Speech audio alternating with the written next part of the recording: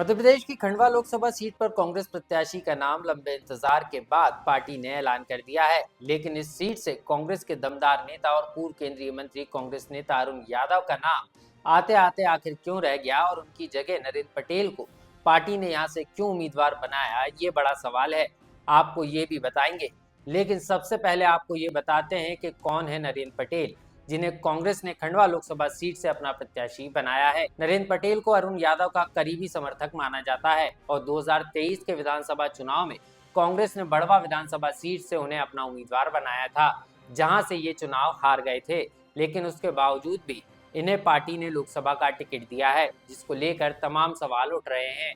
क्योंकि दबी जुबान में ही सही, कांग्रेस के स्थानीय नेता ही इस बात को कह रहे हैं कि जब अरुण यादव यहां से चुनाव नहीं लड़ना चाह रहे थे तो किसी और उम्मीदवार को यहां से चुनावी मैदान में उतारा जा सकता था।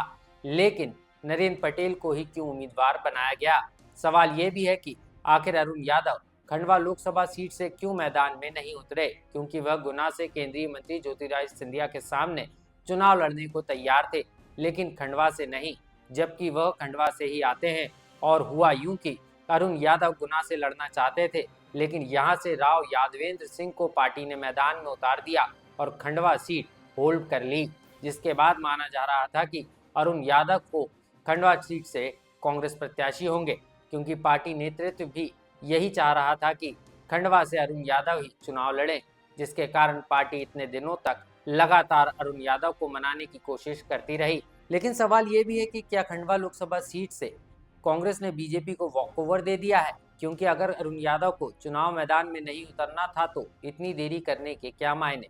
क्योंकि अगर प्रत्याशी पहले घोषित हो जाता तो उसे जनता के बीच पहुंचने और उनसे कनेक्ट करने का मौका मिल जाता। बहरहाल जो भी हो, फिलहाल ये तो कहा ही जा सकता है कि अरुण यादव यहां से जीत गए हैं।